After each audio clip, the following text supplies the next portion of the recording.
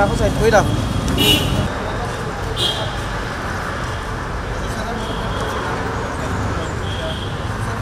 কারণ তো অনেকগুলো কারণ, আপনারা আগে আমাদের এখানে আসছেন দেখছেন আমাদের অনেক সমস্যার মধ্যে আমরা জড়িত। আপনারা জানেন বাংলাদেশ সিভিল সার্ভিস যেটাকে সংক্ষেপে BCS, এটা একটা সবচেয়ে মেধাভিত্তিক একটা পরীক্ষা। এই পরীক্ষার মাধ্যমে 26টা ক্যাডার নিয়োগপ্রাপ্ত হয়। 26টা ক্যাডারের যার যার কর্মক্ষেত্র আলাদা, যার যার কর্মস্থলী আলাদা, এবং এই ক্যাডার যখন চয়েস করা হয় সবাই কিন্তু যার যার নিজের পছন্দ মতো করে। এখানে যে আমি মেধাহীন, আমি এটাকে পারি না, এরকম কিন্তু অনেকেই এটা বলে যে আমি এই ক্যাডার দিছি এটা পাই না। তা না, আমাদের এই ক্যাডারের মধ্যে অনেক মেধাবী শিক্ষার্থী আছে যারা বোর্ড স্টেল করা আছেন এবং তারা বিভিন্ন পরীক্ষায় কৃতিত্বের সাথে রয়েছে। তারাও শিক্ষা ক্যাডারকে পছন্দ করে, অ্যাডমিনে যান না, পুলিশে যান না, অন্য ক্যাডার তারা পছন্দ করেন না। এইটাও তারা আমি শিক্ষকতায় আসবো, কিন্তু পরবর্তীতে আমরা চাকরিতে আসার পরে আমাদের সহকর্মীরা এত মেধা নিয়ে আসার পরে দেখা যায় অন্যান্য ক্যাডারের তুলনায় আমরা সর্বক্ষেত্রেই বঞ্চিত হচ্ছি। যেমন আমাদের ক্যাডারের সর্বোচ্চ পদ যেটা 4র্থ গ্রেডে রাখা হয়েছে, একটা মতো পদ দেওয়া হয়েছে 1ম গ্রেডে, আমাদের মহর্ষি ডিজি মহোদয়কে দেওয়া হয়েছে। আবার অন্যান্য ক্যাডারে তারা 1ম গ্রেডে তো আসে, এরপরে তারা সিনিয়র সচিব করে বা আলাদা একটা পোস্ট ক্রিয়েট করে তারা আরও সুযোগ সুবিধা নিচ্ছে। এবং এক পর্যায়ে তারা দেখা যায় আমরা একই পরীক্ষা, একই মেধা, একই পরীক্ষা দিয়ে যখন নিয়োগপ্রাপ্ত হই, কিন্তু এক পর্যায়ে দেখা যায় তাদের নেতৃত্বেই আমাদেরকে চলতে হচ্ছে।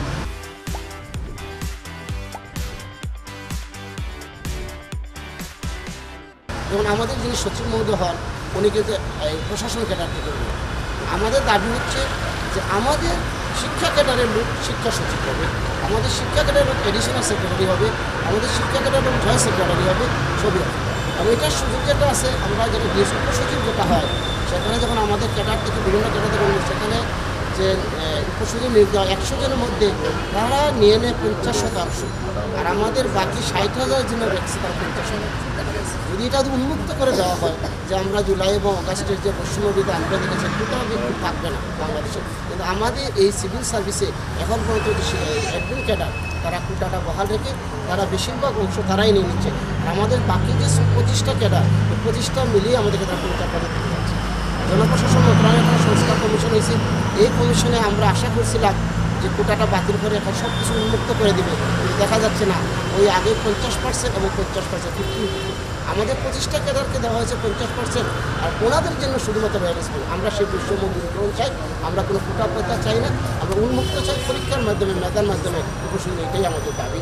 অন্যান্য দাবির মধ্যে এটা হচ্ছে প্রধানতম একটা দাবি। একটা দাবি হচ্ছে আমাদের পেশাভিত্তিক মন্ত্রণালয়, মানে আমার শিক্ষক হবে আমার সচিব, আমার এটা হচ্ছে আমাদের অন্যতম দাবি। আর অন্যান্য সুযোগ সুবিধার ক্ষেত্রে অন্যান্য ক্যাডারের চেয়ে আমরা সর্বক্ষেত্রেই আমরা পিছিয়ে আছি। আমরা দাবি হচ্ছে বর্তমান সরকারের কাছে, এই সংস্কার কমিশনের কাছে, যেন আমরা সকল ক্যাডারে সকল ক্ষেত্রে সুযোগ সুবিধা যেন সমতা আনা। ধন্যবাদ চ্যানেল 24-কে। আজকে আমাদের পুরো অফিস আওয়ারই চলবে কর্মবিরতি, যেমন সকাল 9টা থেকে বিকাল 3টা পর্যন্ত চলবে। আমরা সবাই আছি, যেহেতু আজকে কলেজ মানে পাটদার কলেজে বন্ধ হয়ে গেছে রোজার জন্য, সেহেতু স্টুডেন্টের উপস্থিতি নাই, কিন্তু অন্যান্য অফিসিয়াল কার্যক্রমের জন্য স্টুডেন্টরা এসছে, আমরা সেই কাজ করছি না।